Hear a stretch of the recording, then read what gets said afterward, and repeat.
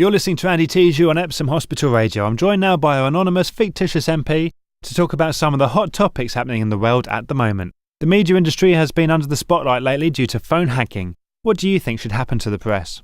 China, North Korea, especially Russia. Terrible press freedom there, isn't there? Au contraire, they've got it spot on. No, they... Listen, you don't read stories in the papers about MPs abusing their expenses claims.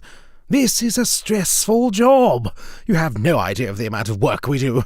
These very minor expenses, and let's face it, 10 grand here, 20 grand there, it's small change when you're on the sort of money we're on.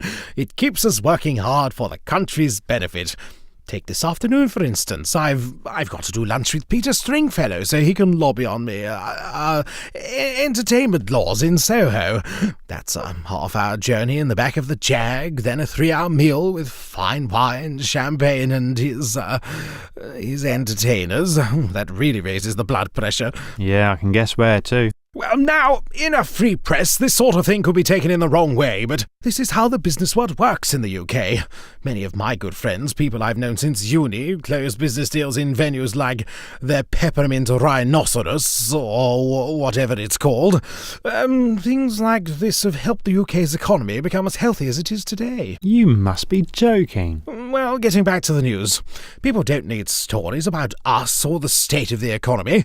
Most of the idiots out there have no idea or even understand what they are reading, unlike the elite like us. Well, me.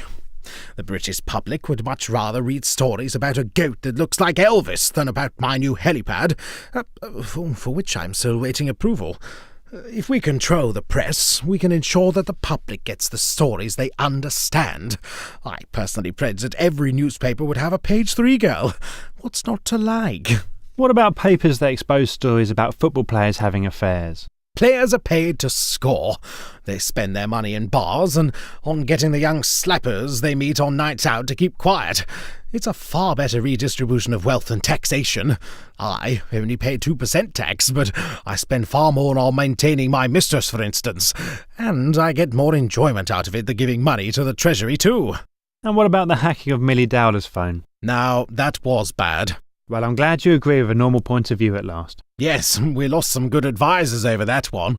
Ask the MP was written and produced by Andy Tijou, starring Andy Tijou as himself, and Dan Street as the purely fictional MP.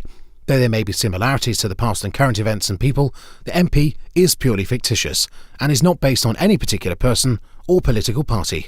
Please don't sue me. Or me.